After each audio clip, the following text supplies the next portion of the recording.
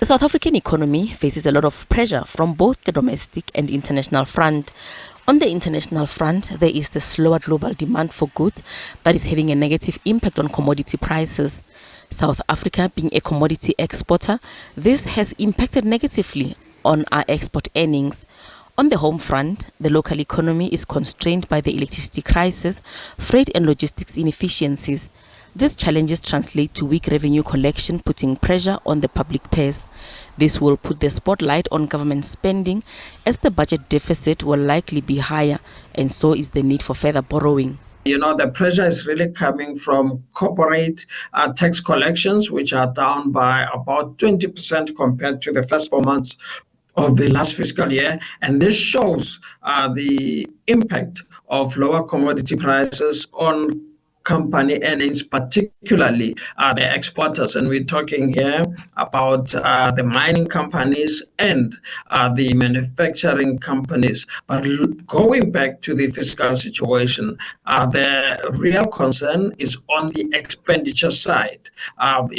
Revenue is down by 2.8%. Fiscal year to date, i.e. the first 4 months of the fiscal year, but expenditure is up by almost 10%, just over 9%. So that is a key worry, and that's putting a lot of pressure on government finances.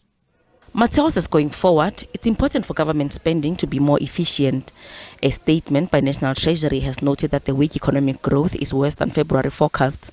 It proposes cost-cutting measures, which include the freezing of hiring new employees and advertising of new procurement projects, as well as reducing spending for travel, catering and conferences, amongst others. While the recent GDP data showed slight improvement in economic performance, the level of growth is, however, still too low to bring any meaningful impact to the high unemployment and poverty levels in the country.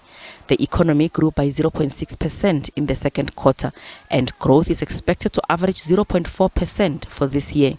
Sub 1% growth, actually, growth that is, very low where we're at, is still not enough to deal really with things like high levels of unemployment, trying to deal with our fiscal issues in terms of boosting revenue growth and such like.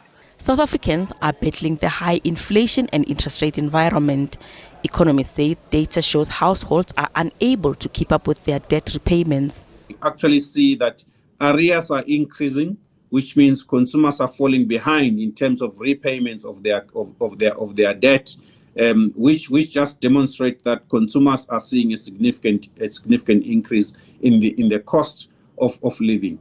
But also some of the dynamics that are coming through is a shift from durable consumption to non-durable consumption. So the big ticket items, which also comes through in this confidence index, where non-durables have improved, semi-durables have improved. But if you look at durables, which are your big ticket items, also mostly purchased through credit cards in stores, they've underperformed. So the consumer squeeze is on, and is unlikely to see a reprieve anytime soon until inflation falls significantly, but also until interest rates start to decline, which is a story of next year, not this year. While inflation has been edging downwards, risks to the outlook remain. The recent fuel price increases will likely push inflation higher. There are concerns around food prices going forward on the back of the impact of the expected El Nino weather effects, expected to bring more drier conditions. Load shedding will also have an impact on pushing up business input costs. Gloria Sefakomusi, SABC News, Johannesburg.